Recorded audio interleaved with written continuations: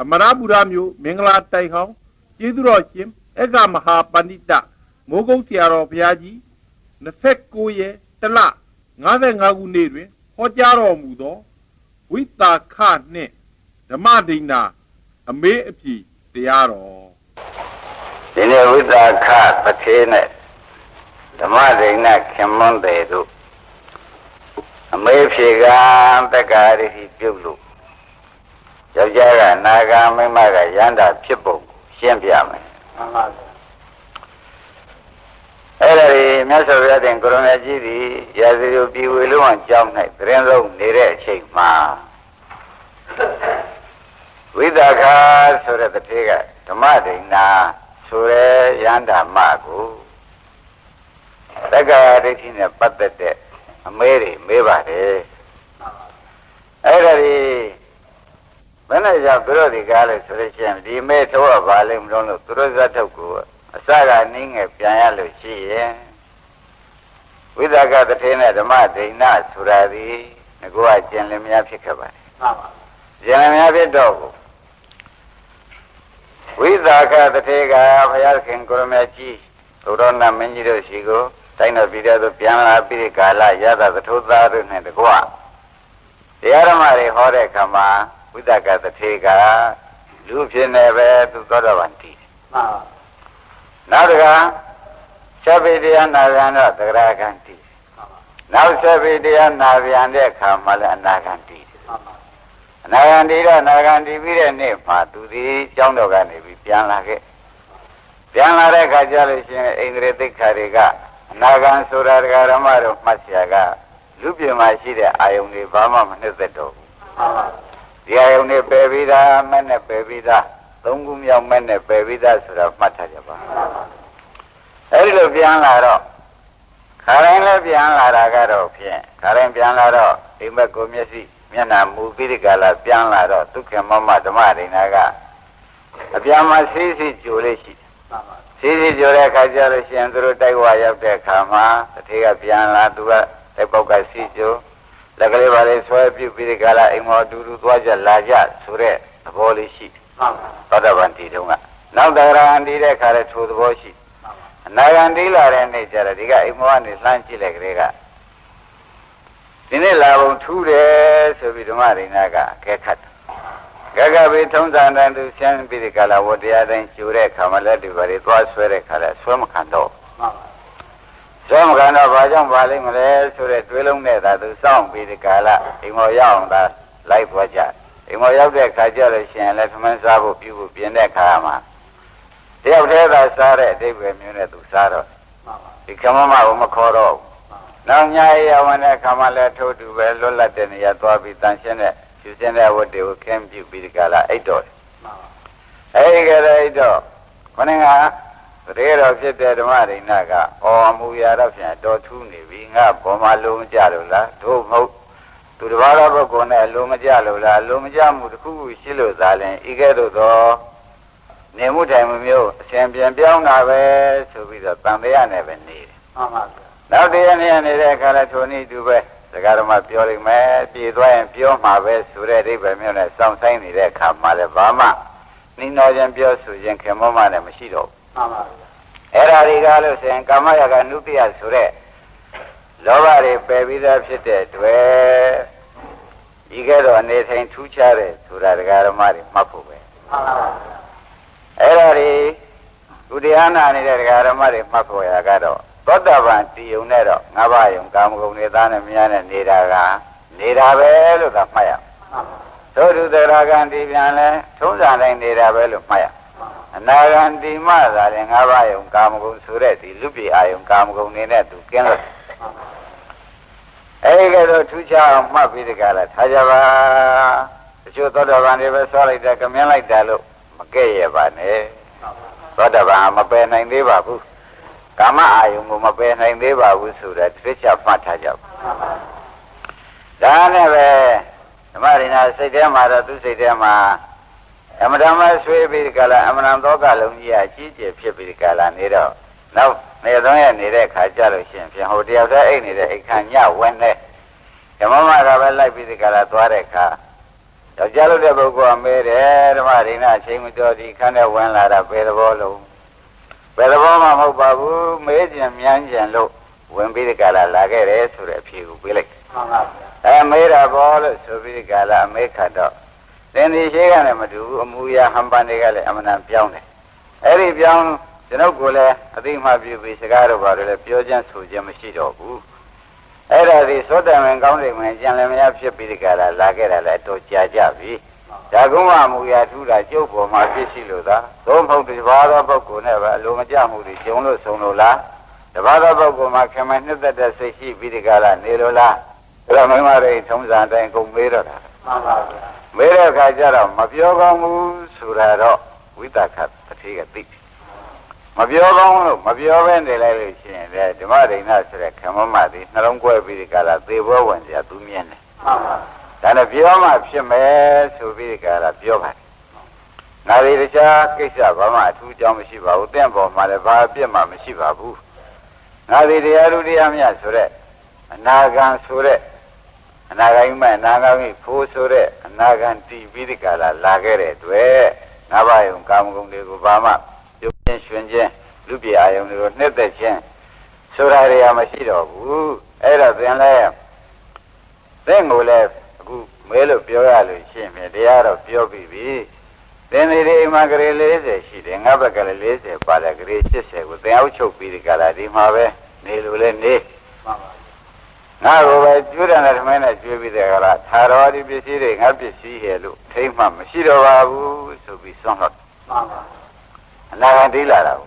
အနာဂံတိလာတော့ထူးခြားတဲ့အိဗယ်တွေပေါ်မလားပေါ်ထူးခြားတဲ့အိဗယ်တွေပေါ်လာတဲ့ဆိုတဲ့ဥစ္စာဟာ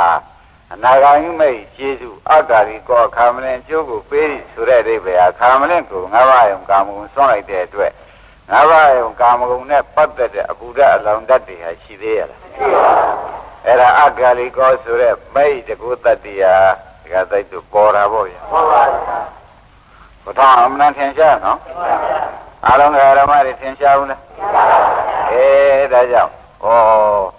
တို့လည်းတွေရအောင်ကြိုးစားရမှာပဲဒါမှမဟုတ်တဲ့နိလန်းနေပဲချက်ချင်းကြိုးပေးပြီးချက်ချင်း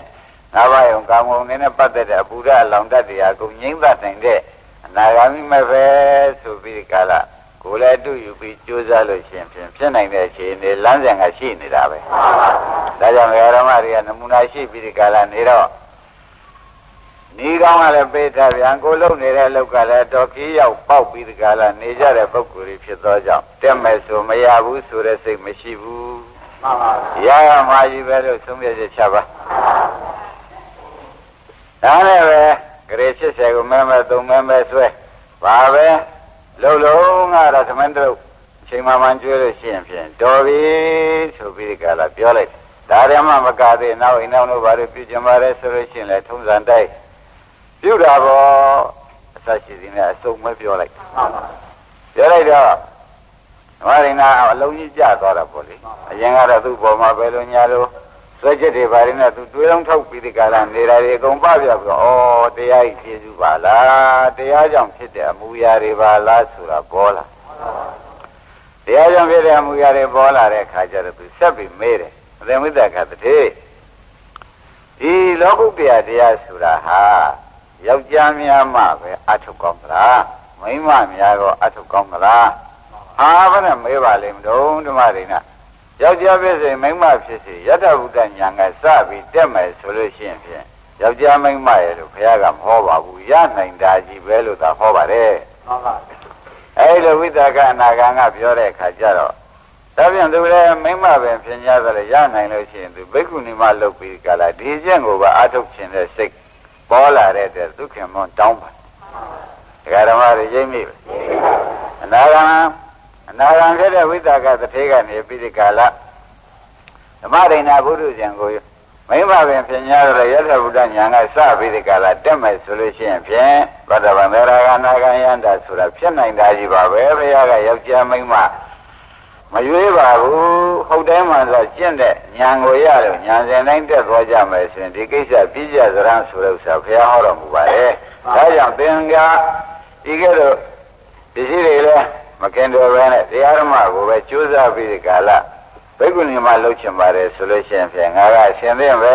ဒါကိုပဲမပြောကြင်လို့သာနေရတယ်လုံးမယ်ဆိုလို့ရှိရင်အထူးဝမ်းမြောက်ပါတယ်ဆိုတာ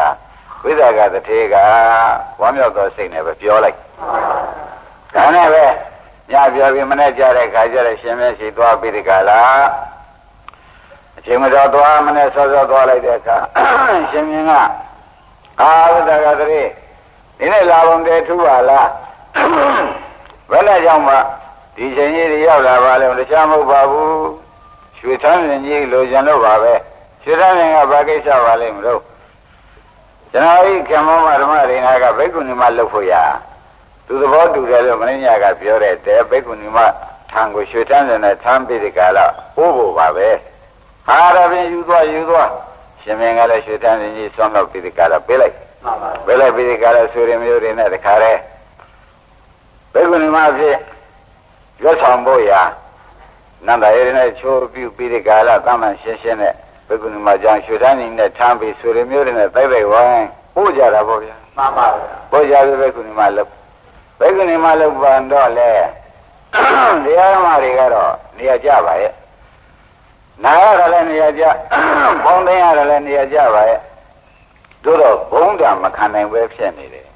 ဘုံကဘာလို့ဆိုတော့တထေကရဆိုတော့မိတ်တွေသင်္ဃတွေဆွေတွေမျိုးတွေအလုံးစုံကတကားတဲ့ကုညီတောက်ပံပေးကြကံကြလူကြဒါတွေအကံပိရိကာရနေရတာနဲ့ပဲရတဲ့တရားလေးဘိက္ခုနီမလှုပ်ပြီးတောင်းမှပဲပွားများခြင်းကမရပဲဖြစ်ဒါနဲ့ပဲသူဆရာဘိက္ခုနီမပြောပြီးကာလဝေးတဲ့တောတစ်ခုသွားပြီးတရားထုတ်လိုက်ပြီးဒီကာလတရားထုတ်တော့ကိုပါရမီရင်တန်တဲ့ပုဂ္ဂိုလ်လည်းဖြစ်ပြန်ဆန္ဒကလည်းပြင်းပြပြန်ဖြစ်ပြန်တော့တရားကလည်းနာပြီးသားဖြစ်နေပြန်တော့သောတာပန်ရာဂနာဂံယန္တာကြောင့်သူဖြစ်လာဒီပရိသမိရပတ္တဆိုတော့အကုန်ပြီးတယ်အဓိပ္ပာယ်လည်းရတာအဲဒါကြောင့်သူဒီယံကိစ္စဖြင့်ပြီးပြီဆိုပြီးဒီကာလရာဇဝပြီးပဲပြန်လာတယ်ပြန်လာတော့သူခင်မန်းတယ်ဘောင်းဖြစ်တယ်ဝိသကတထေကပြန်လာတယ်လို့ကြားတယ်ရက်ကလည်းတိုးလိုက်တာမိမစိတ်မပထမသာပြုံးနေသမဏေပြီးကြဲကြဲလှုပ်ချင်ပြီးဒီကလာအခုတော့ပြန်လဲလာတယ်ဆိုရဲကသူ့စိတ်ထဲမှာလူများထွက်ဦးမှာလားဆိုလို့ရှိရင်လေသူ့အတွက်ကတခါစောက်ရှောက်မှဝတရားကရှိနေပြန်တော့ဆွေးရိမ်မှုနဲ့ပဲတဲ့သူဓမ္မရိနာပြန်လာတဲ့ရှိပဲဝိတ္တကတတိကသွားလိုက်တဲ့အခါကျတော့မေးဖို့ရအကြောင်းကလည်းပေါ်လာဘယ်လိုပေါ်လာတော့ဆိုတော့သင်သည်ခုတော်တယ်လည်းမကြသေးတရားဓမ္မကလည်းရက်ကလည်းတိုးလိုက်တာဒါမှမဟုတ်ကိစ္စပြီးလာတယ်လို့သူစိတ်ထဲကမထင်တော့လူဆွဲချင်တော့လားလို့မေးရမှာလဲပညာရှိသဘောမှမသိရောက်ဒီလိုမေးတော့မကောင်းဘူးအဲ့တော့ပု္ပ္ပာမေးမှပဲပု္ပ္ပာတွေကနေပြီးဒီကလာသူ့အကြောင်းတွေးယူမှသာလဲလူရင်းကြတော့မယ်ဆိုပြီးပု္ပ္ပာမေးတယ်ဒါကြောင့်ဓမ္မရိနာကရဟနာမှာနော်မေးတဲ့ယောက်ျားကအနာဂါဆိုတော့အောက်တစ်ဆင့်ကြတော့ဗောဗျာဒါနဲ့သူလူတော်ကျန်တော်လားလို့မေးဖို့ရမမေးကျင်တာနဲ့ပဲရှင်ဓမ္မရိနာသက်ကာယဆိုတာဘာတော့သက်ကာယဆိုတဲ့ဥစ္စာဘယ်အိဗယ်ကိုသက်ကာယလို့ခေါ်ပါတော့ဘယ်တရားကိုသက်ကာယလို့ခေါ်ပါတော့မေးလိုက်တော့ဟောပရိသမီရပတ္တယန္တာဆိုတော့သာဝေဒယန္တာနော်တခါလေယန္တာဖြစ်နေတဲ့ပြင်လေစာရီကုံပေါ်လာပြီအကုန်တတ်တော့တာပဲအထူးသင်နေတဲ့စာမဟုတ်တော့ဘူးဆူတောင်းနဲ့ပြည့်တဲ့စာလို့မှတ်ကြပါအဲ့ကဲတော့မေးလိုက်တဲ့အခါကျတော့အသင်ဝိတ္တခသက်ကာယဆိုတာပြင်စုပါဒနဲ့ခန္ဓာ၅ပါးကိုဆိုတာပါလောကီခန္ဓာ၅ပါးကိုဆိုတာပါလို့ဖြေလိုက်တယ်အဲ့တော့ဒကာဓမ္မတွေအဒီထဲမှတ်เสียကဒုက္ခနာ၅ပါးလောကီခန္ဓာ၅ပါးပါလားဒါသက်ကာယလို့ခေါ်တာပါလားလို့ဆိုတာခင်ဗျားတို့ကအသာယူပြီးမှတ်ပါဒါဖြင့်အခုတရားနာနေတဲ့ဒကာဓမ္မတွေခန္ဓာကိုယ်ယုံနာကြီးဟာဘာပါလဲမလဲလို့မေးရင်သက်ကာယပဲလို့ဖြေရသဘောကျခန္ဓာ၅ပါးဥပါဒံတရားဥပါဒံတွေအာရုံဖြစ်တဲ့ခန္ဓာ၅ပါးဒီသက်ကာယတရားလို့ဆုံးဖြတ်ချက်ချကြပါဆက်လက်ပြီးဒီကလည်းခံမေးပြန်တယ် ရှင်မရိနာသက်ကာယဖြစ်ကြောင်းကတော့ဘယ်သူပါလိမ့်မလဲဝိသကတည်းကမဲလိုက်တဲ့အခါကျယာယန္တနာဘောနာဘုကနန္ဒီယသတာတတတရပိဏနိဆိုတဲ့အတိုင်းတဏှာပဲရှင်ဝိသကရဲ့ဓမ္မရိနာကဖြေလိုက်တဏှာသက်ကာယဖြစ်ကြောင်းပဲအဲ့တော့ခွန်ကြီးတို့ဟောနေတာဒကာဓမ္မတွေဒီမှာယန္တမကအနာဂံကိုဖြေထုတ်နေတာထောက်တဲ့ဖြင့်ဩဒုက္ခနာ၅ပါးကြီးဘုဒ္ဓတိတော်ပါလိမ့်မလို့ဆိုတဲ့ဥစ္စာဘုံဘဝတတ်နေတဲ့တဏှာပဲလို့ဒီကဒကာဓမ္မတွေကလည်းသုံးဖြတ်ချက်ချပါ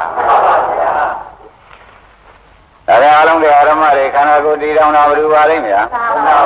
တဏှာပဲဒါပြန်သက်ကာယချုပ်ရသက်ကာယချုပ်ရဆိုတာရှင်ဓမ္မဒိဋ္ဌိဘယ်ဟာပါလိမ့်မလဲလို့ဝိသကကမဲလိုက်ပြန်တော့သက်ခါရတွေချုပ်ရဆိုတာ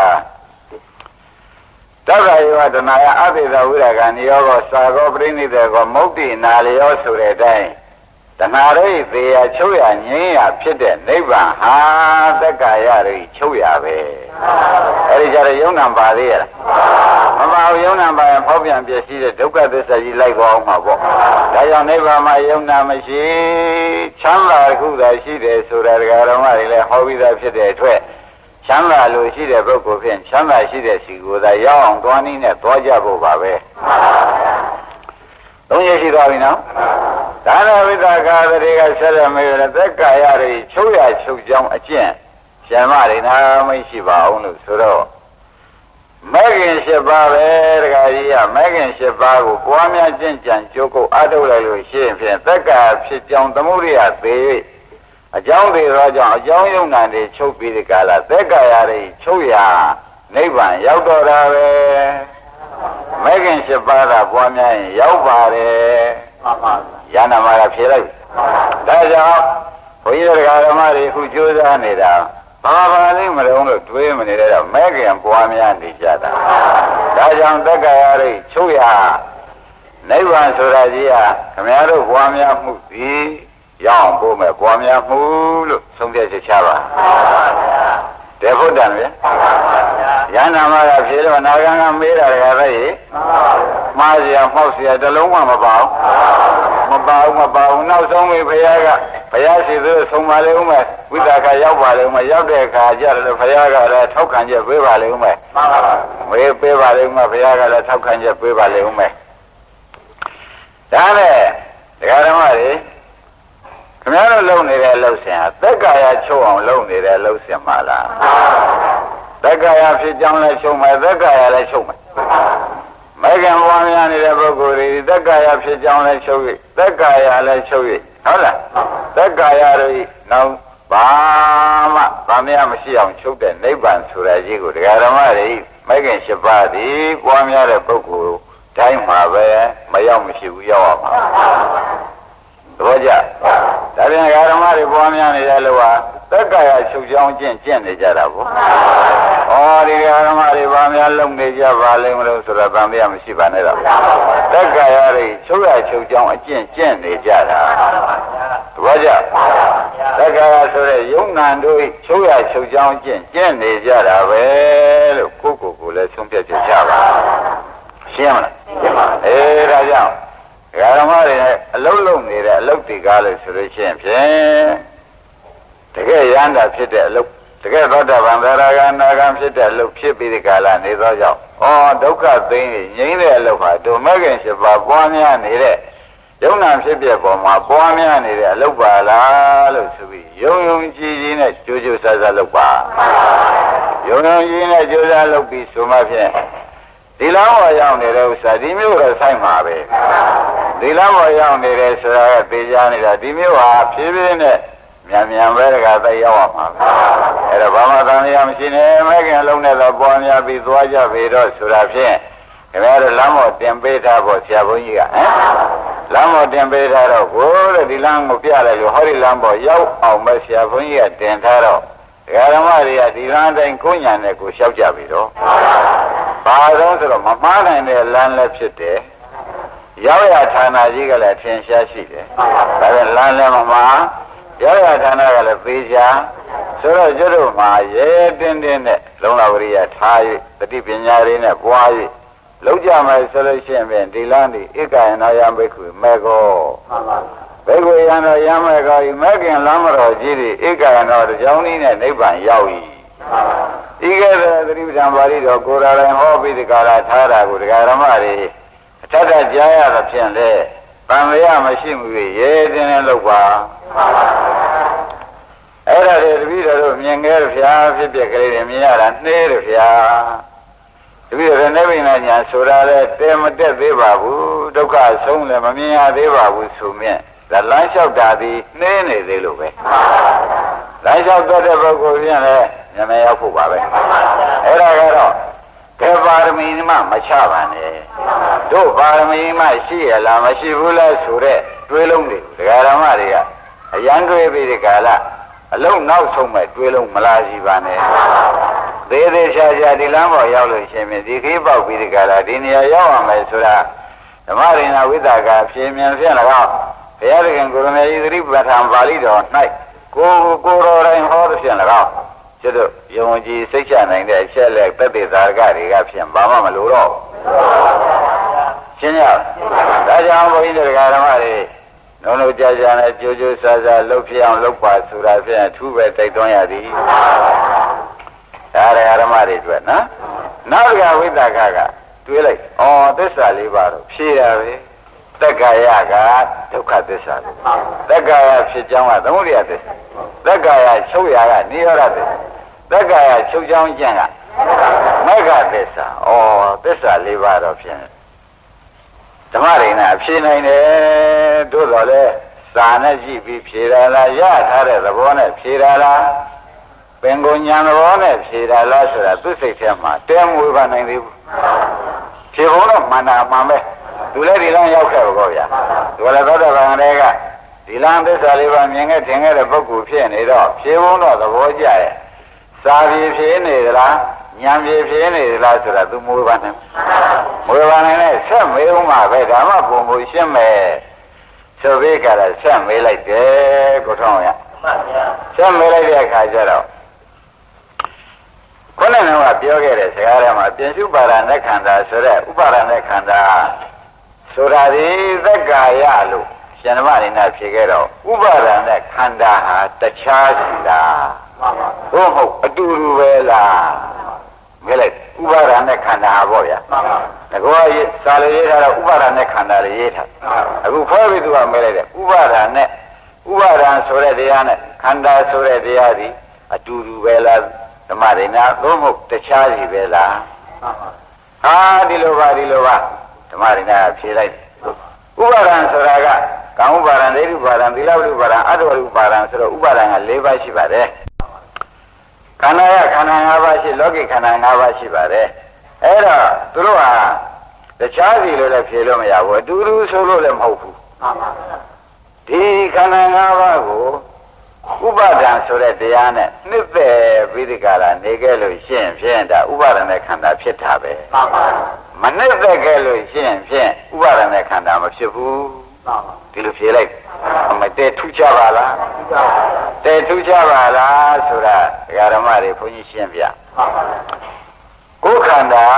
မိမိခန္ဓာကြီးကိုငကိုကချင်းကလေးလည်းမခံနိုင်ရင်ကြောင်းညာလည်းမခံနိုင်ဝေဒနာတွေပေါ်လာလည်းသိမခံနိုင်ကိုယ်ခန္ဓာဖြင့်ခလုံးမရှိဇူးမရှိပါစေနဲ့ဆိုတာပရိသေမေတ္တာတွေနဲ့တောင်တားပြီးတဲ့ကာလသူ့ကိုတလောက်ခင်ပါတယ်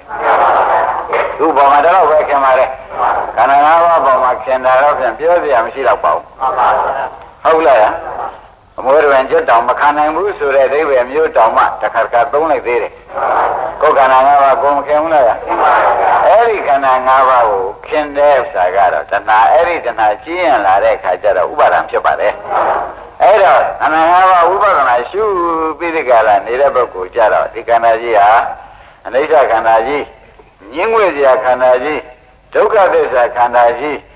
သူတွေကားလို့ဆိုလို့ရှိရင်ဖြင့်ဒုက္ခကိုသာပေးနေတဲ့ခန္ဓာကြီးဖြစ်လေသောကြောင့်သူ့ပေါ်မှာခင်ဗျာမင်းတရားတကွက်တစ်ဆက်မှမရှိဘူးလို့ဆိုတဲ့ဉာဏ်ပေါ်လာတဲ့အခါကျလို့ရှိရင်ဖြင့်တဲ့ဓမ္မတို့ဥပါဒณะခန္ဓာမဟုတ်တော့ဘူးဆွဲလန်းတဲ့ခန္ဓာဟုတ်သေးရဲ့ဒီခန္ဓာကြီးဘယ်တော့ချပါမလို့ဘယ်တော့ဆွမ်းရပါမလို့ ဆိုပြီးဒီကလာသူစိတ်ထဲမှာခန္ဓာစွန့်ကျင်တဲ့သဘောကပါတယ်ခန္ဓာခင်တဲ့သဘောနည်းနည်းပါသေးတယ်အဲဒီကဲတော့ခန္ဓာပေါ်မှာခင်တဲ့ဆန္ဒမရှိလို့ရှိရင်ဖြင့်တဲ့ဥပါဒณะခန္ဓာမဟုတ်တော့ဘူးခင်တဲ့ဥပါဒံရှိနေသေးလို့ဆွဲလန်းတဲ့ဥပါဒံရှိနေသေးရင်ဖြင့်ဒါဥပါဒณะခန္ဓာလို့ဆိုရမှာပဲသဘောကျဒါကြောင့်ဒကာဓမ္မတို့လုံးလုံးနေတဲ့ခါကျတော့ပထမရှိဥစွာဖြစ်ပြမြင်အောင်ကြိုးစားပါလို့ဆရာဘုန်းကြီးကဝေဒနာတွေတွေ့ပြီးဖြစ်ပြမြင်အောင်ကြိုးစားပါဆိုပြီးကြလားခိုင်းတာ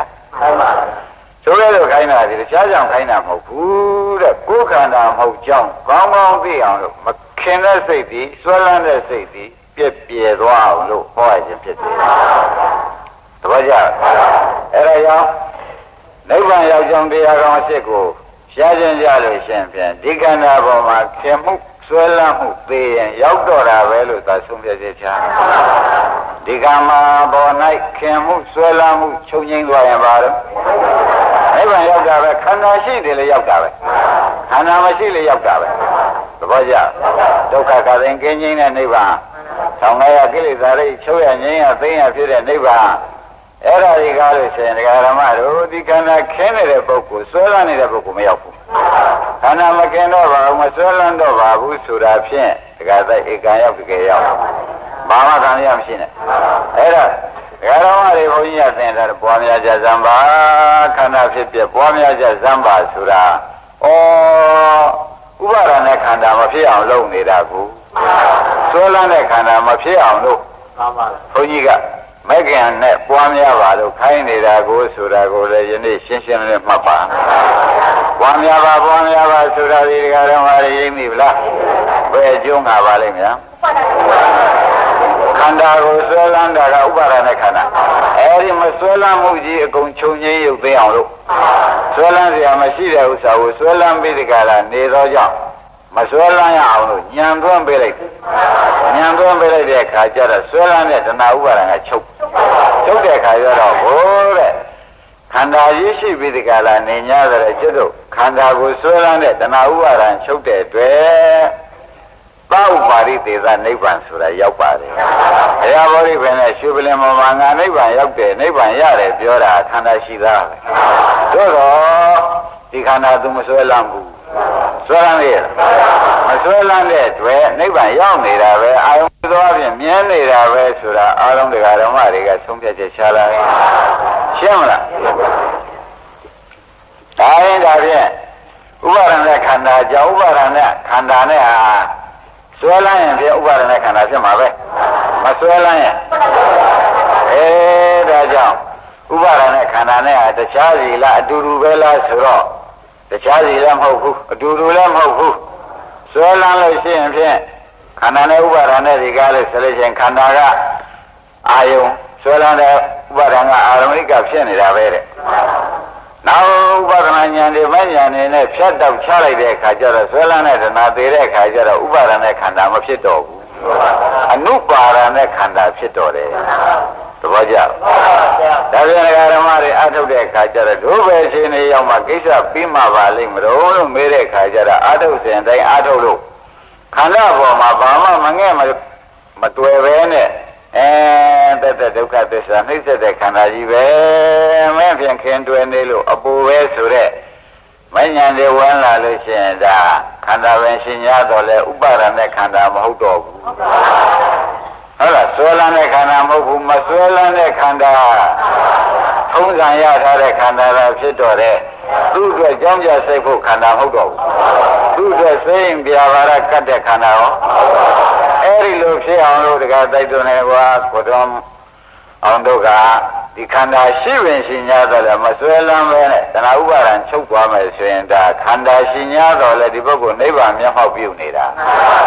နိဗ္ဗာန်ရတာပဲခန္ဓာရှိရနေတဲ့နိဗ္ဗာန်အဲ့ဒီလိုဆုံးဖြတ်ချက်ချလိုက်သမှာကောင်းပြီဒါပဲဥပါဒณะခန္ဓာရှင်းသွားပြီနော်ဒါနဲ့ဆုံးဖြတ်ချက်တော့သူကောင်းကောင်းတော့မချသေးဘူးဝိသကသူကမ္မမှာသူတွေ့ကျင်လို့ပြန်လာတာအခုမေးတာတွေကဖြင့်မေးတဲ့အတိုင်းဖြေလိုက်တာတွေကဖြင့်တကယ်ပဲပညာရှိသဘော အရိယာသဘောသက်ရောက်နေပြီတို့ဆိုတော့မေးတဲ့လက်စနဲ့ပဲဆက်မေးဦးမယ်အကုန်စင်သိအောင်ဆိုပြီးကျမတော်မရင်းနာသက်ကာယဒိဋ္ဌိသက်ကာယဒိဋ္ဌိဆိုတာကိုရှင်းပြစမ်းပါသက်ကာယဒိဋ္ဌိသက်ကာယဒိဋ္ဌိဆိုတာတခြားမဟုတ်ပါဘူးတခါကြီးဟာသက်ကာယဒိဋ္ဌိဆိုတဲ့ဥစ္စာကရုပ်ကိုငါဖြင့်ဝေဒနာကိုငါဖြင့်ပညာကိုငါဖြင့်သင်္ခါရဆိုတဲ့စေနာတွေငါဖြင့်စိတ်ကိုငါဖြင့်အဲ့ဒီလိုအကြောင်းနာဝမရှိအရိယာတို့ကိုမိဝဲရှိကတဲ့ပုဂ္ဂိုလ်လည်းမဟုတ်ဆရာသမားကောင်းစီမှာလည်းသုတ္တမယနဲ့ကြောင်းနာဝလည်းမရှိတဲ့ပုဂ္ဂိုလ်ကလည်းရုပ်ဟာငါပဲဝေဒနာငါပဲပညာရောငါမှတ်ထားတာငါစားကောင်းတယ်ငါခန္ဓာအဲ့ဒီကဲတော့ငါစိတ်ဆိုပြီးကြလားရုပ်ကိုငါဝေဒနာငါပညာငါသင်္ခါရကိုငါဝိညာဉ်ကိုငါဆွဲလို့ရှိရင်ဖြင့်အဲ့ဒါသက္ကာဒိဋ္ဌိပါပဲသဘောကျကြသက္ကာဒိဋ္ဌိဆိုတာခန္ဓာ၅ပါးငါထင်လို့ရှိရင်ခန္ဓာ၅ပါးငါထင်တဲ့ဒကာဓမ္မတွေမှန်လို့ရှိရင်ဖြင့်ဒါသက္ကာဒိဋ္ဌိဆုံးဖြတ်ချက်ချာသဘောကျအဲ့တော့ဒီသက္ကာဒိဋ္ဌိကဘာတော့လို့မေးတဲ့အခါကျလို့ရှိရင်ရုပ်ကိုငါထင်တယ်ဆိုလို့ရှိရင်ဖြင့်ဒကာဓမ္မတွေငါကလည်းဟောပြီးသားဖြစ်ပြီးဒီကရနေတော့ရုပ်နဲ့ငါနဲ့ဟာတပါးလည်းမနေဘူးလားရုပ်ဟာငါပဲရုပ်သည်ပင်လည်းငါပဲဝေဒနာသည်ပင်လည်းသင်ညာသည်ပင်သင်္ခါရသည်ပင်စိတ်သည်ပင်အကုန်ငါလောက်ထားတယ်အဲဒီတော့ငါလောက်ထားလို့ရှိရင်ဖြင့်ဒကာဓမ္မတွေသမရိဏဝိသကာမဲထဲမှာဘုန်းကြီးကဖြစ်ဆွပြီးထည့်ရလို့ရှိရင်အဲ့ဓာတွေကားလို့ရှိရင်ဖြင့်ဥစ္စေရဒိဋ္ဌိရုပ်ကိုငါထင်ဝေဒနာငါထင်သင်ညာငါထင်ဟုတ်လားသင်္ခါရငါထင်ဝိညာဉ်ငါထင်ပါတဲ့သက္ကာဒိဋ္ဌိတော့သက္ကာဒိဋ္ဌိပဲသက္ကာဒိဋ္ဌိတဲမှာမှသက္ကာဒိဋ္ဌိကခြေစွပြုလိုက်တဲ့အတွက်ဥစ္စေရဒိဋ္ဌိကြောင့်ဖြစ်သွားဘာဘယ်နဲ့ကြောင့်ဥစ္စေရဒိဋ္ဌိပဲကုသက်သွားရတော့ဒါသိကမေခွန်းထုတ်လို့ရှင်းဖြင့်ရုပ်သေးငါပြောက်တယ်ဒါတော့ဘာမှအကုန်ပြောက်သွားတဲ့အိဗယ်မရောက်ဘူးလားနောက်ဘာဖြစ်သေးတယ်ဆိုတဲ့အိဗယ်လာသေးလားအဲ့ဒါကြောင့်ပြတ်သွားတဲ့သဘောယူလိုက်သောကြောင့်သူဥစ္စေရဒိဋ္ဌိဒါကြောင့်ဥပမာအရင်တော့ဟောခဲ့ပါတယ်ဒကာဓမ္မတွေမင်းနဲ့အယောင်မကွဲတဲ့ပုဂ္ဂိုလ်ဖြစ်နေမင်းတွေအယောင်ချုပ်တာပဲဆိုတော့မိကပူတာအယောင်ကလင်းတာမဟုတ်လားဒကာဓမ္မတွေအဲ့ဒါသူကတသားလေးယူထားတယ်မင်းနဲ့အယောင်တူတူပဲလို့ယူထားတယ်ဘာကြောင့်ယူတော့ဆိုတော့မိသေးအယောင်သေးတာပဲဒါကြောင့်မိသေးအယောင်သေးတာပဲဆိုလို့ရှိရင်ရုပ်သေးငါသေးတာပဲယူလိုက်သဘောကျအဲ့ဒီကတည်းကယူလိုက်တော့ဗာရိတိတဲ့သက်ဝင်သွားဥစ္စေရဒိဋ္ဌိတဲ့သက်ဝင်သွားပြီတဲ့ဒါကဒကာရမတွေနားလည်မှုအတွက်တရားထည့်ပေးခြင်းဖြစ်တယ်ကောင်းပြီဒါဖြင့်ရုပ်ကိုငါထင်ရင်သက္ကာဒိဋ္ဌိပဲဒီသက္ကာဒိဋ္ဌိဟာဥစ္စေရဒိဋ္ဌိနဲ့အတူတူပဲဒကာသိရှင်းမလားရှင်းပါဒီသက္ကာဒိဋ္ဌိကဘာပါလိမ့်မလားဥစ္စေရဒိဋ္ဌိနဲ့အတူတူပဲတဲ့ယူပါအတ္တတော်သမုဒ္ဒယူပဝန္တံဝအတ္တနာဆိုတဲ့ဥစ္စာကတော့ရှိသေးတယ်ဘယ်လိုရှိတုံးဆိုတော့ဝေဒနာနဲ့ပဲသွားကြပါစို့ဝေဒနာငါထင်လဲ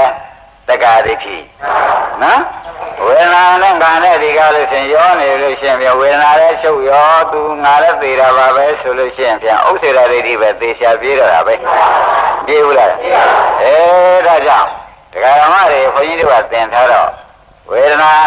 ဟာရှုတဲ့ဒကာဓမ္မတွေဝေဒနာဟာဒုက္ခဝေဒနာဒုက္ခဝေဒနာဥပ္ပခဝေဒနာလို့ဝေဒနာ၃မျိုးရှိတဲ့နဲ့ကဒကာဓမ္မတွေညာနဲ့တဲ့ပြီးဒီကရာပေးလိုက်ပြီးဆိုမှဖြင့်ညာနဲ့တဲ့အောင်ဒါဝေဒနာနဲ့တဲ့လိုက်ဆိုမှဖြင့်ဖြတ်ခနဲ့ပြက်ပြက်သွားတာမြင်လိုက်မြင်လိုက်ဘူးလားအဲ့ဒါငါမပိုင်ငါမဆိုင်လို့ပြက်တာမသေးကြဘူးလားအဲ့ဒါဝေဒနာကိုငါလို့ယူသေးရလားမယူတော့ဘူးအနတ္တလို့ယူလိုက်အနိစ္စဒုက္ခအနတ္တလို့ယူလိုက်တယ်ဒါကြတဲ့အဲ့ဒီလိုဘုန်းကြီးတို့ဒကာဓမ္မတွေကြတော့ဒီကဲလို့ညာနေဆရာဘုန်းကြီးကပေးထားတဲ့အခါကျတော့သက္ကာဒိဋ္ဌိဖြစ်သေးရလားဥစ္စေရဒိဋ္ဌိကိုဖြစ်သေးရလားဒိဋ္ဌိဆင်သွားတယ်ဒါကြောင့်ဖြစ်ဖြစ်ရှုတဲ့ဒကာဓမ္မတွေကြတော့ဝေဒနာဖြစ်ဖြစ်ရှုတဲ့ဒကာဓမ္မတွေကြတော့ဒကာရဖြစ်ဖြစ်ရှင်းနာတယ်ဖြစ်ရှင်းနာတယ်ပြတ်သွားတာမြင်လိုက်တော့ဝေဒနာတွေငါမပိုင်ငါမဆိုင်တဲ့အတိတ်ပဲရှင်းမသွားဘူး ဝေဒနာငါလို့ဆိုလို့ရသေးကျွန်တော်ကတော့ငါနာတယ်ဟုတ်လားငါကောင်းတယ်ငါအလတ်စားရှိတယ်လို့ဝေဒနာငါထင်နေလိုက်သေးအခုတော့ထင်သေးရလားညာနဲ့ရှုလိုက်တဲ့အချိန်ကျတော့ကတည်းကပြက်သွားတာလေးပျောက်သွားတာလေးမမြင်ရတော့ဗျအဲဒါကြောင့်ကျွတ်တို့မာဒီတို့ပျောက်သွားတာမြင်တဲ့ဓမ္မမှန်လို့ရှိရင်ဖြင့်သက်္ကာရိဋ္ဌိကပြုတ်တယ်ဒါငါမဟုတ်ဘူးအတ္တမဟုတ်ဘူးအနတ္တပါလားဆိုတဲ့ဥစ္စာကမပြောဘဲနဲ့ပြီးအနတ္တလို့မပြောရပါဘူးရှင်းရင်ပျောက်တာမြင်လိုက်တော့မပိုင်မဆိုင်လို့ပျောက်တာပဲဆိုတာခင်ဗျားတို့သိပြီးသားဖြစ်ပါလိမ့်မယ်အဲ့တော့မပိုင်မဆိုင်တာပါခေါ်ကြပါမယ်ဒါကြောင့်ဝေဒနာအတ္တလားအနတ္တလားမရင်ဘယ်နဲ့ဖြစ်ကြကျတဲ့ဓမ္မတွေကတော့ဝိပဿနာရှုနေတဲ့ဓမ္မတွေကတော့သက္ကာဒိဋ္ဌိပြုတ်ပြီးဒီကာလညာထဲမှာရှုကြိုင်မှာတခါတော့ပြုတ်နေတာပဲကဲသက္ကာဒိဋ္ဌိပြုတ်တော့ခေါင်းကဥစ္စေရဒိဋ္ဌိတွေသတ္တရဒိဋ္ဌိတွေလာသေးဒါဖြင့်ဒိဋ္ဌိရှိမှပဲသွားရတာဒကာသက်ကြီးဒိဋ္ဌိမရှိတော့ဒါကြောင့်ခင်ဗျားတို့ရှုနေရမှတ်တတ်နေတာသေစမ်းပါသောတာပန်မတည်ပဲနဲ့ပဲရှိပါစီတော့အပယ်တော့စိတ်ချပါတယ်အပယ်တော့လုံးဝမရောက်ဘူးရှုရမှတ်တတ်နေတာဟောဒီဥစ္စာဒီကားလို့ဆိုရင်ဖြင့်ဥမာမမာနေတယ်ဆိုတဲ့ဒုက္ခဝေဒနာပဲအဲ့ဒီဒုက္ခဝေဒနာလေးညာနဲ့ကြည့်ပြီးအနတ္တဆိုတာခဏအနာလေးကရော့လိုက်တိုးလာလိုက်ရော့လိုက်တိုးလာလိုက်ဆိုတာအနာလေးပြက်ပြီးဒီကလာအနာရှိပေါ်ပေါက်တာအနာရှိပြက်သွားပြန်တော့အနာလေးလှည့်လာပြန်ဟုတ်လားဒီဒုက္ခဝေဒနာလေးကပြက်လိုက်အစားထိုးလိုက်ပြက်လိုက်အစားထိုးလိုက်ပြက်လိုက်အစားထိုးလိုက်လို့จิตတို့ကပြအောင်ရှုနိုင်တဲ့ဒကာဓမ္မဖြစ်ခဲ့လို့ရှင်းဖြင့်တဲ့ရှုရင်းမှတ်တာနဲ့တက္ကရာဒိဋ္ဌိကပြုတ်နေတဲ့အတွက်ဒီဝေဒနာနဲ့ပဲသုတေစိတ်ကြတောင်းတော့သုဂတိသေးကြတယ်ဘယ်ဒုက္ခတိတော့မရောက်ဒါသုရသောတာပန်ဟောရိမ့်မိကြဒါဖြင့်တို့ရှုနေတဲ့အလုပ်ဟာဒီကားလို့ဆိုလို့ရှိရင်ဖြင့်တယ်လို့ပဲဘုဒ္ဓမာလားဆိုတဲ့ဥစ္စာပေါ်မလာဘူးရှင်းကြလားအကယ်ဒီဝေဒနာတွေချုပ်အောင်ငြိမ်းအောင်ရှုနိုင်မယ်ဆိုလို့ရှိရင်သောတာပန်အစစ်ဖြစ်သွားသောကြောင့်လေသုဂတိရောက်သွားကြတော့လေသောတာပန်ဖြစ်နေရောက်နော်ဘယ်နှမအဖြစ်ကတော့ဘုရုဇဉ်ဖြစ်နေရောက်ဘုရုဇဉ်ဖြစ်နေရောက်လေဒုတိယဘောသောတာပန်ဒီတာပဲချိုးအောင်ငြိမ်းအောင်ရှုကြမယ်ဆိုလို့ရှိရင်လေဒကာဓမ္မတွေဒီဘောပဲသောတာပန်ဒီပြီးဒီကရသူတိမှာသွားကြပြီတော့ဒီပဲဆက်ပြီးကိုဖြစ်ပြနေကိုဆက်လုံနေဦးမယ်ဆိုရရနာဖြစ်သွားကြမှာပဲဒါပဲယေနံဗုဒ္ဓအဲကြောင့်အလုတ်တရားကိုကြိုးစားပါအလုတ်တရားကိုကြိုးစားပါဆိုတဲ့ဥစ္စာကိုဖြင့်အထူးပဲနေတိုင်းတိုက်တွန်းရဓမ္မတိုက်တွန်းလို့ရှိရင်ဖြင့်ဒကာဓမ္မတို့အပေဒကာကြီးကနောက်ကဟင်းလင်းကြီးပွင့်ဘုန်းကြီးတို့ကလည်းပွင့်ရဲ့ဒကာတိုက်တို့အတွက်ကတော့ပွင့်ရဖြစ်နေတော့ဒီဟာကိုပြိတ်ချင်တော့ဖွင့်လာကဘယ်ကနေဖွင့်တယ်ဆိုတော့လူပြေမှာသက္ကာယဒိဋ္ဌိရှိနေလို့သက္ကာယဒိဋ္ဌိကဖွင့်ထားတာသဘောကျလားအပေဒကာလူဖွင့်ထားပါလေဝေဒနာငါထင်တာတွေကသူကဖွင့်ထားတာငါဟုတ်ပါဘူးအနတ္တပါပဲလို့ကျတို့ကရှုလိုက်တဲ့အခါဖြတ်ခနဲ့ကြောက်ပြက်တာလေးမြင်လိုက်တော့ငါမဟုတ်ဘူးဆိုတာသိသွားအနတ္တတရားဆိုတာသိသွားဆိုလို့သိတာလေဒီကနေပိတ်တာပဲဒီကလည်းအနတ္တမြင်ဟိုဘယ်ကကြောင်းနဲ့ပိတ်ကျတို့ဆိုပိတ်ရှင်းမလားဒါဖွင့်လာတဲ့သက္ကာရိတိကဖွင့်တာသက္ကာရိတိချုပ်အောင်လုပ်တဲ့ဒကာဓမ္မတွေကြတယ်ဒီကနေပြီးသက္ကာရိတိချုပ်တဲ့ဥပဒနာညာမညာကပဲမပိတ်လိုက်ဘူးဒါကြောင့်ဒကာဓမ္မတွေအပေဘုရိတ်ခါစုတယ်ဆိုတော့ဒီကပဲအပေမသွားကြံလို့နိဗ္ဗာန်သွားကြံများတယ်ဒီကနေစုဟုတ်လားသက္ကာရိတိများစုတဲ့ဒကာဓမ္မပြန်ပေဒကာပွင့်နေတာပဲသက္ကာရိတိချုပ်အောင်လုပ်နေတဲ့ဒကာဓမ္မတွေပြန်ပေဒကာပိတ်နေတာသဘောကျဒါကြောင့်ဒကာပိတ်တဲ့စက်ယုံကကိုထောင်းတို့မှတ်စရာဥလာဟုတို့မှတ်စရာကလူပြေမှာကိုအပေဒကာဖွင့်တာလေလူပြေကနေဖွင့်အပေဒကာပိတ်တာလူပြေကနေပြီးဒီကလာအနတ္တရှုပြီးပိတ်လိုက်လဲလုံသွားတာဒါပြန်ကလိုက်ဘာငယ်ကျရှိဒါကြောင့်လူပြေဆိုတာဘဝဒါနာဆိုပြီးကြတာဖယားနတ်ပြေမပွင့်ဘူးဗျာအပေဒကာပိတ်ခြင်းလဲဒီကနေပိတ်ပေးမှာပဲနိဗ္ဗာန်ကဖွင့်ပေးခြင်းရောဒီကလည်းဖွင့်ပေးမှာပဲဆိုတော့လူပြေမှာဖျားဖွင့်တဲ့အတိတ်ပဲလေဒီကမှဖွင့်နိုင်တယ်ပိတ်နိုင်တယ်ဆိုတော့အ တိပ္ပယ်ရင်းကိုသိပြီးသားဖြစ်လေသောကြောင့်ဘုရားလူပြင်ပါသာပွင့်ရသည်နိယမတရားအမြဲတမ်းပေါ့ဗျာဘယ်ဘုမောင်ကိုမသေးကြဘူးလားဒီကမှဘယ်တကားပိတ်နိုင်တယ်ဒီကမှဘယ်တကားကိုဖွင့်နိုင်တယ်ပိတ်ခြင်းလည်းဒီကပဲဖွင့်ရင်တော့အဲ့ဒါကြောင့်အခုဆရာတော်ကောင်းကျုံတဲ့ဒကာဓမ္မတွေကြလာပြီသမားပြဩတို့ဒီကားလို့ဆိုလို့ရှိရင်ပြင်းကဟင်းလင်းကြီးပွင့်နေတာယခုဥပဒါရှိလိုက်လို့အနတ္တသလုံးဝေဒနာအနတ္တတွေမြင်လိုက်လို့ရှိရင်ပဲငါပြုတ်ပြီးငါမဟုတ်ဆိုတာရောက်သွားငါကငါထင်တာဟုတ်လားအဲ့ဒီငါပြုတ်ပြီးငါမဟုတ်ပါလားအနတ္တပါလားဒီကဲတော့ညာနဲ့ရောက်ပါရောဘယ်တကားလုံးလုံးပိတ်သွားတာရင်းမိဒါကြောင့်ဓမ္မတွေကျိုးစားပါဆိုတာဒီကားလို့ဆိုလို့ရှိရင်ဖြင့်တကားပွင့်နေတဲ့ပုဂ္ဂိုလ်ဟာကိုယ့်အတွက်စောင့်နေတယ်ဆိုတာမှန်တကားပိတ်ပြီဆိုလို့ရှိရင်သွားစရာပဲမရှိတော့ဘူးဆိုတာပါဒါကြောင့်ဒါတွေကိုတော့ဖြင့်ခုလိုလဲတရားနာခုလိုလဲပွားများမှသိရတယ်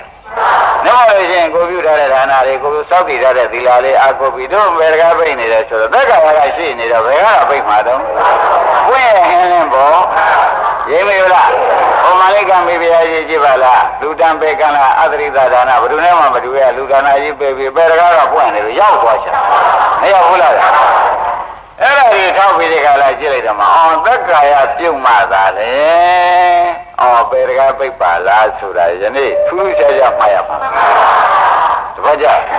မလိကတော့ထောက်လိုက်တော့တကားသိမသေးကြဘူးလားသူဒီဒါနနဲ့သာဘယ်တကားကိုပိတ်နိုင်ပါတယ်ဆိုရင်သူရောက်เสียရှိသေးရဲ့ဒါကြောင့်သူတို့ကအကူအညီထောက်ပံ့ပေးတဲ့တရားတွေပဲဆိုတာလဲဆုံးဖြတ်ချက်ချရမှာဟုတ်လားဒါရင်ဒါဖြင့်ဓမ္မတို့တက္ကရာဒိဋ္ဌိရှိတဲ့ကာလပတ်လုံးပြင်ရင်အေးပြီးဒီကာလမနေလိုက်ပါနဲ့အောင်ဆိုတဲ့ဥစ္စာပြန်ဘုန်းကြီးကပြောရတယ်အနတ္တကြောက်ကြနာပေါက်ပြီးအနတ္တဆုံးနေတာအောင်ဒါလိုက်ပြအောင်လိုက်ကြပါဆိုတာကိုယ်တကားကိုပိတ်ပြီးဒီကာလကိုမသွားရအောင်လို့ကိုလောက်တာပါဆိုတာသိကြသွားမသိကြဘူးလားဘုရားအေယမနဗုဒ္ဓံနော်အဲ့ဒီတက္ကရာဒိဋ္ဌိတွေမေးပြီးဒီကာလတက္ကရာဒိဋ္ဌိဘယ်နှပါးရှိပါသလဲလို့မေးတဲ့အခါရုပ်မှလည်း၄ပါးဝေဒနာမှ၄ပါးသင်ညာမှ၄ပါးသင်္ခါရမှ၄ပါးဝိညာဉ်မှ၄ပါးဆိုပြီးတက္ကရာဒိဋ္ဌိ20ပေါ့ဗျာအဲ့ဒါတွေမေးများပြီးဒီကာလ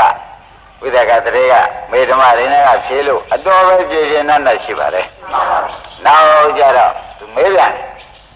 ဗာမေးပြန်တယ်ဆိုတော့တက္ကရာချုပ်အောင်ဘာနဲ့လုံးမှချုပ်မှာတော့ဒီဒိဋ္ဌိတွေချုပ်အောင်ဘာနဲ့လုံးမချုံမှာတော့ဆိုတော့ဒကာကြီးငါကပြောခဲ့တော့ပဲမဲခင်7ပါးပွားများတပည့်ကြဒကာတွေချုပ်ကျင်တယ်သိကျင်တယ်ဘယ်ကပိတ်ကျင်ပါလဲဆိုပါလို့မဲခင်7ပါးကိုယုံနာပေါ်ကြည့်ပြီးပွားများပါဇက်ကအောင်းနေတော့မဖြစ်ဘူးယုံနာပေါ်ကြည့်ပြီးကြတာမြင်းနေလို့ရှိရင်ယုံနာလေးတွေမခိုင်းတာမမြဲတာစိုးမရတာမပိုင်တာမဆိုင်တာတွေငါဥစ္စာမဟုတ်တာတွေခင်ဗျားတို့ညာနဲ့ကြည်ပြီးဒီကလာနေတာဒီပွားများမှုပါပဲသိမိလားဘယ်ကမဆိုပါဘူးနော်ဘယ်ကဆိုတာကရထားတဲ့ဇာမမဲမှုသာဖြစ်တယ်ညာနဲ့မြင်ပြီးဒီကလာထပ်ပြန်တယ်လည်းမြင်တဲ့အမြင်ကိုပွားများမှုလို့ဆိုသည်ဘုရားရှင်း납ပလားဒါရင်ဒါနဲ့တက္ကရာချုပ်အောင်မဲခင်7ပါးဒါပြန်မဲခင်7ပါးကိုဘယ်လိုများဝေဖန်ရပါသလဲလို့ဆိုပြီးဒီကလာဝိသကတရေကမေးပြန်တော့ဓမ္မရိဒကဖြေရှားတာပေါ့ဗျာမဲခင်7ပါးမှာလည်းတကကြီးသီလမဲခင်3ပါးသမာဓိမဲခင်3ပါးပညာမဲခင်က2ပါးရှိတယ်အဲ့ဒီလိုမဲခင်ဒီလိုဝေဖန်ရတယ်အမနန်ထက်ပါလားသမာဝါစာသမာကမ္မနာသမာဓိဝဆိုတာသီလမဲခင်တကကြီးသမာဝါယမဆိုတဲ့သမာဓိသမာသမာဓိဆိုတဲ့သုံးခုကသမာဓိမဲ့ခင်ဟုတ်လားသမာဓိသမာသင်္ကပ္ပကပညာမဲ့ခင်အဲ့လိုဝေဖန်ပြလိုက်တော့ဒါဖြင့်မဲ့ခင်7ပါးပွားများနေတဲ့ပုဂ္ဂိုလ်မှာသီလသမာဓိပညာစုံလို့ပါလားဒါကြောင့်ဓမ္မတွေအချိန်အတိုင်းပွားများလို့ရှိရင်သီလဆောက်တည်ပြီးသားသမာဓိတည်တော်ပြီးသားပညာနဲ့ရှုပြီးသားဆိုတဲ့အဓိပ္ပာယ်ဟာတကယ်တည်းတစ်ချက်ကုတ်3ချက်ပြတ်ဖြစ်သွားဒ များတို့ပွားများနေတဲ့အချိန်မှာသီလလည်းလုံးနေသမာဓိကလည်းတီးလို့မြင်တာပေါ့ဗျာမတီးရင်ဖြစ်ပြမြင်မှာအဲ့တော့သီလသမာဓိဆုံးတော့မြင်တာကပညာထည့်လိုက်တော့ဟုတ်လားသီလကလုံခြုံပြီးသားသမာဓိကတည်ကြည်ပြီးသားဖြစ်ပြမြင်တာကပညာဆိုတော့သီလသမာဓိပညာဆိုတဲ့မဂ္ဂင်7ပါးကစုံသွားတော့ကြအဲ့ဒီကတော့မဂ္ဂင်7ပါးစုံပြီးဒီကလာသွားတဲ့အခါကျတော့ကိုတဲ့ခမရတို့ဒီမဂ္ဂင်7ပါးဒီကားလို့ရှိရင်ကိလေသာမာရင်တော့ကိစ္စရီမေကောဆိုတဲ့ကိလေသာတပ်ပြီးနိဗ္ဗာန်ရတုသာသွားရတဲ့တရားပါကလားဆိုတဲ့ဥစ္စာဆုံးဖြတ်ချက်ချလိုက်အဲဒီလိုမဂ္ဂင်7ပါးမေးဖြစ်လို့ပြီးဒီကာလရှင်းဆက်ပြီးဒီကာလမေးပြန်တယ်တဲ့ဘယ်လိုများမေးလိုက်တော့ရှင်မဓမ္မရိဏဝေဒနာပဲမျိုးရှိတုံးဆိုပြီးကျွတ်တော်ဟောနေကြစီရောက်လာတာဝေဒနာတခါကြီးဟာဒုက္ခဝေဒနာဒုက္ခဝေဒနာဥပေက္ခဝေဒနာဒါပဲရှိပါတယ်။ကောင်းပြီဒါပြန်ဒုက္ခဝေဒနာဒုက္ခဝေဒနာဥပေက္ခဝေဒနာလို့သုံးပါးရှိတယ်ရှင်းတတ်ပါပြီ။ဒုက္ခဝေဒနာမရှိရင်ဒုက္ခဝေဒနာဘယ်လိုရှုရမှာတော့ဒုက္ခဝေဒနာဘယ်လိုရှုရမှာတော့ဥပေက္ခဝေဒနာဘယ်လိုရှုရမှာတော့ဆိုဒုက္ခဝေဒနာဆိုတာဖြစ်တော့ချမ်းသာတယ်လို့ပြတ်တော့ဒုက္ခပါပဲ။ဒုက္ခဝေဒနာတော့ဖြစ်တော့ဆင်းရဲပြီးပြတ်သွားတဲ့အခါကျတော့ရှုတဲ့ပုဂ္ဂိုလ်ချမ်းသာပါတယ်။ဥပေက္ခဝေဒနာဉာဏ်ရှိတဲ့ပုဂ္ဂိုလ်တော့ဒုက္ခသဘောတောင်ရောက်ပါတယ်။သဘောကျ။အဲ့ဒီလိုရှုလိုက်ပါဆိုတော့ဒုက္ခဝေဒနာလည်းခင်ဗျားတို့ဖြစ်ဖြစ်ရှိဦးမယ်။ဒုက္ခဝေဒနာတော့ဥပေက္ခဝေဒနာဒါပဲရှုပါတဲ့ရှုလိုက်ပါတဲ့ဖြစ်ပြီးပြတ်တဲ့တရားပါပဲလမ်းဆုံးပါပဲ။ဒီလိုဓမ္မရိဏကဖြေပြီးပြီးချမ်းမဲလိုက်ကဲရှင်မတင်ဖြေတာအမှန်ကောင်းပါလေတကယ်နိဗ္ဗာန်ရောက်ကြောင်းစစ်တေကြီးဖြေပြီးဒီကလာနေတော့ရှေ့ဆက်ပြီးဒီကလာမေးလက်စားနဲ့မေးပြရည်အောင်ဆိုပြီးဝိသကတည်းကမေးချာအဲ့ဒီဒုက္ခဝေဒနာရှုတော့ဘယ်နုတ္တိယသေးသလုံးဒုက္ခဝေဒနာရှုတော့ဘယ်နုတ္တိယသေးသလုံးဥပေက္ခဝေဒနာရှုတဲ့အခါဘယ်နုတ္တိယသေးသလုံးဆိုတော့အာရခကြီးဒုက္ခဝေဒနာရှုရင်လောဘသေးတာပေါ့ကာမရာဂနုတ္တိယသေးတာပေါ့ဒုက္ခဝေဒနာရှုတော့ဒေါသပဋိက္ခသေးတာပေါ့တခါကြီးကဥပေက္ခဝေဒနာရှုတော့မောဟသေးတာပေါ့ဒါတွေဘုန်းကြီးတို့ကဒကာဓမ္မတွေအခုဖောက်တယ်ချပြီးဒီကလာပေးတယ်လားရိမ့်မိဗလားဒါပရိသမိရပတ္တယန္တာမကဖြေတာဆိုတော့ဒီတရားတဲခိုင်လုံးတဲ့တရားပါလားဟုတ်ကြိုးစားရင်ဗျာဟုတ်ကိုခရီးပေါက်မဲ့တရားပါပဲဆိုပြီးခင်ဗျားတို့ကိုယ်တိုင်ကြိုးစားလို့လည်းထိုက်တန်တော့မပေါက်လားဗျာအဲ့ဒါဒီဝိတုတွေကလာတာရိမ့်မိဗလားဒုက္ခဝေဒနာမရှိလို့ရှိရင်ဒုက္ခဝေဒနာဖြစ်เสียတဏှာလို့ဘုန်းကြီးဟောတယ်ဒုက္ခဝေဒနာမရှိရင်ဒုက္ခဝေဒနာဖြစ်เสียဒေါသဥပေက္ခဝေဒနာမရှိရင်ဥပေက္ခဝေဒနာဖြစ်เสียမောဟမလားဟုတ်လားအဲ့ဒါရှုလိုက်တဲ့အခါဒုက္ခတွေ့ဒုက္ခရှုဒုက္ခတွေ့တော့ဥပေက္ခဝေတွေ့တော့ရှုလိုက်တဲ့အခါကျတော့ဖြစ်ဖြစ်စီတွေ့ပြီးဒီကလာနေတယ်ဆိုတော့ဘယ်လောဘရောဒေါသရောမောဟရောကျွတ်တို့ကတွေ့ရင်ရှုနေပေါ့ဒီသုံးခုလာနိုင်သေးရဲ့လားလောဘဒေါသမောဟတွေချုပ်ရငြိမ်းရသိရနိဗ္ဗာန်ဆိုတာရောက်မှရောက်ပါမလားဆိုသူတို့သိရင်ရောက်တာပေါ့သူတို့သိရင်ရောက်တာပဲဆိုတော့ကျင်납ဒါဖြင့်ကျွတ်တို့လုံနေတဲ့အလုပ်ဒီကားလို့ဆိုရင်ဖြင့်အတွင်းရန်သူတတ်တဲ့အလုပ်ပါလားကျွတ်တို့ပြောမှရန်သူရှိနေတယ်လောဘဒေါသမောဟအတွင်းရန်သူပဲအဲ့ဒါဝေဒနာပေါ်တိုင်းရှုနေတဲ့ပုဂ္ဂိုလ်ကတော့အတွင်းရန်သူတတ်ပြီးဒီကလာနေတဲ့ပုဂ္ဂိုလ်တွေလို့မဆိုနိုင်ဘူးလားဒါဖြင့်ဓမ္မတို့အပြင်ရန်နဲ့အတွင်းရန်ဘယ်အသာကြောက်เสียကောင်းလဲအဲ့ဒါအတွင်းရန်သံဒီနေသည်ကိုဆရာဘုန်းကြီးကပေးပြီးဒီကလာနေပြန်တော့လေဩတို့မှာဗျအန္တရာယ်ကင်းလို့ပေးရှင်းဆိုတာဒီလိုမှပဲအတွင်းရန်ရှင်းမှာပါလားသဘောကျအန္တရာယ်ကင်းလို့ပေးရှင်းတာတကားလိုက်ပေါ့လားအတွင်းရန်ကြောက်เสียကောင်းဆုံးဟာအတွင်းရန်ပဲဝေဒနာမရှိလို့လာတာဟုတ်ဗျဝေဒနာရှိရင်မလာပါဘူးဓမ္မတွေဗျအဲ့ဒီတော့ဒုက္ခဝေဒနာရှိရင်လောဘဆိုတဲ့တွင်ရန်သေးပြီဒုက္ခဝေဒနာရှိရင်ဒေါသဆိုတဲ့တွင်ရန်ဥပ္ပကဝေဒနာပေါ်တိုင်းရှိလိုက်ရင်မောဟဆိုတဲ့တွင်ရန်သူသေးတော့ကောင်းဆောင်ကြီး၃ယောက်သေးတော့တရားတရား1500ကိလေသာဆိုတော့သူတို့ကပွားတာပါကောင်းဆောင်တွေပြုတ်တော့နောက်လိုက်တွေအပိုင်းပိုင်းလဲတာပေါ့ဆိုတော့ဘိုင်းလဲတဲ့အလုပ်ဒီကားလို့ဆိုလို့ရှိရင်လှုပ်တိုက်တယ်လှုပ်ကောင်းတယ်ဆိုပြီးဒီကာလတရားဓမ္မတွေကအထူးတလဲပဲကြိုးစားလိုက်လို့ရှိရင်ဖြင့်ရာဂဒေါသမောဟကိုယ်ရနိဗ္ဗာန်ဆိုတာဟာဝေဒနာရှုတဲ့ပုဂ္ဂိုလ်အများဆုံးရောက်နိ ရောက်ပြီဘူးလားဒါကြောင့်ဝေဒနာရှိတဲ့ပုဂ္ဂိုလ်များလုံးရောက်အောင်မှဖြစ်ပြီးဒီကရနေတော့ကျွတ်တော့လုံနေတဲ့နေသည်ဝိသကကမဲလို့ဓမ္မဒိဏကဖြေးပြန်တော့လေဝေဒနာနဲ့ပဲသူလက်ဆက်ပတ်တဲ့အတိတ်ပဲရှင်းမနေဘူးလားအမှန်တန်ရှင်းပါတယ်အမှန်တန်ရှင်းပါတယ်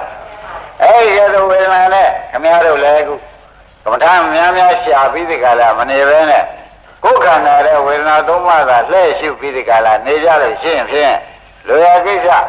ခမရတို့တောင်းနေတဲ့စုဟာပြေပြီးသားဖြစ်မှာမမရင်ပြေပါမလားဒါရင်အမှန်ဘုဒ္ဓံရောင်ကောင်းကောင်းသိပလားအဲ့ဒီလိုဝေဒနာတွေကိလေသာလာပုံနဲ့ကွာကိလေသာပြတ်ပုံတည်းတခါလေဝိသကကမဲလို့ဓမ္မဒိဏကဖြေလိုက်တယ်မဲ့ခင်တွေကိုလည်းသီလသမာဓိပညာနဲ့ဝေဖန်ပြီးဖြေလိုက်တာတွေအများကြီးပါတော့ဟုတ်လားအဲ့ဒါတွေရှင်းလင်းပြီးဒီကရနေတော့ဩဝိသကကတွေးသေးသေးချာချာပဲသာသနာပေါ်မပြောလို့ပြန်လာတော့မဟုတ်ဘူးသူ့ရဲ့ထက်နေပေါ့ဗျာရန္တာသက်သက်ပဲပရိသမီရပတ္တရန္တာဖြေတာပဲဒီဥစ္စာအမှန်ဘုဒ္ဓံတဲ့တရားနိဗ္ဗာန်ပေါရောက်တဲ့တရားကိုဖြေရှာတာဖြစ်ပါတယ်ဆိုပြီးခါလာသူစိတ်ထဲမှာအမှန်တန်ရှင်းတဲ့သစ္စာလေးပါးအစမေးလိုက်ပေါ့ဗျာသစ္စာလေးပါးဆိုတာကတကယ်တိုက်တော့ဖတ်ရမှာလူတိုင်းပြင်နိုင်တဲ့အလုပ်မဟုတ်ဘူးတပည့်ကြလူတိုင်းနဲ့သစ္စာလေးပါးနဲ့ဆိုလို့ရှိရင်ဘယ်လိုရတာအမှန်တော့ဖြစ်နိုင်အဒီတော့ပရိသမီရပတ္တယန္တာလည်းဖြစ်ပြီးကြလာနေတော့သူစမ်းလိုက်ကြတဲ့ကသစ္စာကနေစမ်းတာတက္ကာယဆိုတာဒုက္ခသစ္စာတက္ကာဖြစ်ကြောင်းကသမုဒိယသစ္စာတက္ကာယချုပ်ရကနိဗ္ဗာန်နိရောဓသစ္စာတက္ကာချုပ်ရချုပ်ကြောင်းခြင်းကမေဃသစ္စာအဲ့ဒီသစ္စာလေးပါးကစပြီးမေးလာတော့ခုဝေဒနာမှာလဲဝေဒနာသုံးပါးမရှိရင်ပဲလို့ရှုရင်ပဲလို့ကြအောင်ပဲဝိသကတရေကမဲလို့ဓမ္မဒိဏကတလုံးမကြအမှန်ကြီးဖြေပြီးဒီကရသွားတော့တယ်ဆိုတာလည်းခင်ဗျားတို့သိသားမသိသေးဘူးလားအဲ့လိုဘုဒ္ဓံပြီးဒီကရနေတော့သူစိတ်တဲ့ဝိသကတရေကအတော်လေးရှင်းတတ်တော့အတော်လေးရှင်းတတ်ပြီးဒီကရသူရှင်မကိုလူသက်ချင်လို့လားဆိုတော့မဲလုံးမဲကုန်းကိုမေးရမရှိတော့ပညာရှိပညာနဲ့ပဲစမ်းလိုက်ကြတာစမ်းလိုက်ကြတဲ့ကဟိုကအာသောကုံနဲ့အဓိပ္ပာယ်ကြီးဖြေနေပြီဟုတ်ဘူးလားအာသောကုံရဲ့အဓိပ္ပာယ်ကြီးဖြေနေတော့တခါတည်းရှင်းလဲနေပြီလူတို့ကျင်တော့မဟုတ်ဘူးပေါ်သေးဘူးလားအဲ့ဒီတော့ရှင်းလာတော့ဒါဖြင့်လေရှင်မရိဏအမှန်ကျေးဇူးများပါတယ်ဆိုပြီးယောက်ျားလုပ်တဲ့ပုဂ္ဂိုလ်ကလက်ရရဲ့သုံးပါးလှည့်ပြီးဝှချရသေးတယ်ဝှချပြီးဒီကလာမှသူနဲ့ခေါင်းကလိုက်လာတဲ့ဥပဒက900တွေဟာဓမ္မရိဏရှိကနေပြီးဖျားရှိသွားကြဖျားရှိသွားတဲ့ကဘုရားသခင်ကိုရမကြီးဓမ္မရိဏနဲ့မေးဖြေလောက်တာဝိသကတရေကလျှောက်တာပေါ့ဗျာလျှောက်တဲ့အခါကျတော့ငါ့ရှိသမီးဖြေတာတွေကကွာတဲ့အမတန်မှန်ပါတယ်အမတန်ဟုတ်ပါတယ်အမတန်မှသစ္စာစိုက်တဲ့တရားတွေဖြစ်ပါတယ်အကယ်၍သူစီမမေးပဲနဲ့ငါစီမေးလို့ရှိရင်ဒီတိုင်းငါဖြေရမှာဟောဘုရားထောက်ခံချက်ပေးလိုက်သူစီတော့မမေးပဲနဲ့ငါစီမေးတယ်ပါလေဒီတိုင်းဖြေလိုက်မှာပါပဲဝိသကရတယ်မထူးပါဘူးတဲ့ဆိုတော့ဒီတရားတွေကားလို့ဆိုရင်ဒကာရမတို့ဘုရားသခင်ကိုရမကြီးထောက်ခံကြရတဲ့တရားရဟန္တာမကဖြေလို့အနာဂံကမေးတဲ့တရားဘုရားသခင်ကိုရမကြီးကလည်းနောက်ဆုံးဖို့မှန်ကြောင်းကိုသက်သေခံတဲ့တရားဒါကြောင့်ဝေဒနာကနေရှုပြီးဒီကာလသွားကြလို့ရှင်းဖြင့်ဝေဒနာဖြစ်ဖြစ်ရှုတာဒီတက်နံပါတ်ဟုတ်လားဝေဒနာတွေ့တာတက်နံပါတ်ထားပါတော့ဝေဒနာဖြစ်ဖြစ်ရှုတာကနှစ်နံပါတ်ထားပါတော့ဝေဒနာမောင်းလာတာကသုံးနံပါတ်လာထားတော့ဒီဝေဒနာတွေကိုဒီကာလဆုံးအောင်ပဲငါတို့ဒီလိုက်ပါတော့မယ်ဆိုပြီးဒီကာလဖြစ်ဖြစ်ဆုံးအောင်လိုက်လို့ရှိရင်ဖြင့်မဖြစ်မပြတ်တာတော့တွေ့ရမှာမတွေ့ရပါဘူးလားတွေ့ရမှာသိကြရမဟုတ်လားအဲ့ဒါဒကာဓမ္မတွေညာနေကားလို့ရှိရင်ဖြစ်ဖြစ်ဆုံးတာဒီဒုက္ခဆုံးတာကမှတ်ပါတော့ဟုတ်လားဖြစ်ဖြစ်ဆုံးတာပါဆုံးတာပါဒါပြန်ဒုက္ခဆုံးတဲ့ရှိခင်ဗျားတို့ညာမရောက်ပြီဘူးလားဒါပဲကနေလိုက်လို့ဆုံးတာပါလဲမလို့ဆိုတော့ဝေဒနာဆိုတဲ့ဖြစ်ဖြစ်ကနေလိုက်တာပေါ့ဗျာဝေဒနာဖြစ်ဖြစ်ကနေကင်လိုက်တဲ့အခါကျဝေဒနာဆုံးဝါဒုက္ခဆုံးကိုခင်ဗျားတို့ကိုယ်ပိုင်ကိုယ်ဆိုင်ညာနဲ့ပဲတွေ့ကြတယ်ဒါကမတွေ့ရဘူးတွေ့ရတဲ့အခါကျတော့ဖြစ်ဖြစ်ကတော့ဆုံးသွားတာကဒုက္ခသစ္စာဆုံးတဲ့နေရာလေးတွေ့ရတာကနိရောဓသစ္စာသူဆုံးရင်လို့ဆုံးတာမဟုတ်ပါဘူးဆိုတာလေသက္ကာယဖြစ်ကြောင်းသမုဒိယသစ္စာချုပ်လို့ဖြစ်ဖြစ်ချုပ်ရရှာတာသမုဒိယကမချုပ်လို့ရှိရင်ဖြစ်ဖြစ်ချုပ်ပါ အဲ့တော့သမုဒိယနဲ့ဒုက္ခဒီအတွဲလိုက်ချုပ်ရတယ်ဆိုတာကသဘောကျအဲ့တော့ကျွတ်တို့မှာဘာကြံရပါလိမ့်မလို့မေးတဲ့ခါကျတော့တက္ကရာချုပ်တဲ့နေရာရဲ့တက္ကရာချုပ်တဲ့နေရာမြင်တဲ့မခင်ရဲ့တခါတိုက်ဒါပဲမကြံရဘူးလားအဲ့ဒီကဲတော့ကြံတဲ့ခြားဒါသည်နိဗ္ဗာန်မက္ကသဆိုတဲ့အတိုင်းနိဗ္ဗာန်ကမဲ့ပြည့်စုံတာမထင်ရှားဘူးလားအဲမဲ့ပြီးတော့လည်းဖူလာတော့လားသဘောကျအဲ့တော့ဖူလာရင်သောတာပန်တည်တာပဲအာမယမနာဆက်ပြီးဒီကတည်ခြင်းဒီဆက်ပြီးဖြစ်တဲ့ကစားအောင်မယ်ဆိုသရဂတည်တာပဲဒီမဲ့တွေအစဉ်တိုင်းလာမှာပဲဒဂိုင်းမဲ့အစဉ်တိုင်းလာမှာနောက်ဆက်လက်ပြီးကလာဖြစ်ဖြစ်ကနေစပါအောင်မယ်ဆိုရင်ပြသရဂံတည်ပြီးသောပုဂ္ဂိုလ်ကအနာဂံမဲ့ရမှာပဲအာနာဂံနဲ့တည်းမတည်သေးပါဘူးဖြစ်ဖြစ်ကပြန်စပါအောင်မယ်ဆိုလို့ရှိရင်ဘယ်ရတ္တမဲ့ရတ္တကိုဆိုတဲ့ရန္တာဖြစ်မှာဒီဖြစ်ဖြစ်ကပြန်စရမှာရေးမရဘူးဒါပြန်ဓမ္မတွေဒီတလန်းနဲ့ဒီရိုးတွေကနေပြီးကာရသာဒီနိဗ္ဗာန်ရှိတဲ့ရှိအပေါက်ရောက်သွားမယ်ဆိုရင်ဖြင့်ဘယ်သူတော်မှစောင့်ပြီးဒီကာရမနေဘဲနဲ့ညာနဲ့သာသွားအဲ့ဒါပြန်ဓမ္မတို့မဂ္ဂင်ညာနဲ့သွားလို့ရှိရင်မရောက်မရှိဘူးဆိုတာရင်းပြီလားမဂ္ဂင်ညာနဲ့သွားရင်ဧကံရောက်ရမယ်ဒါကြောင့်နိဗ္ဗာန်ကိစ္စရီဒီမေကောမဂ္ဂင်7ပါးဒီနိဗ္ဗာန်နိဗ္ဗာန်ကိုကိစ္စရီသွား၏ဆိုတော့မဂ္ဂင်7ပါးကခန္ဓာရဲ့ရှိရင်ဖြင့်နိဗ္ဗာန်ရောက်သွားမဲ့တရားဝန်ထဲမှာရှိသောကြောင့်မရောက်မရှိဘူးဆုတောင်းမနေနဲ့သဘောကျကဲယနေ့ဒီရင်တော်ကြ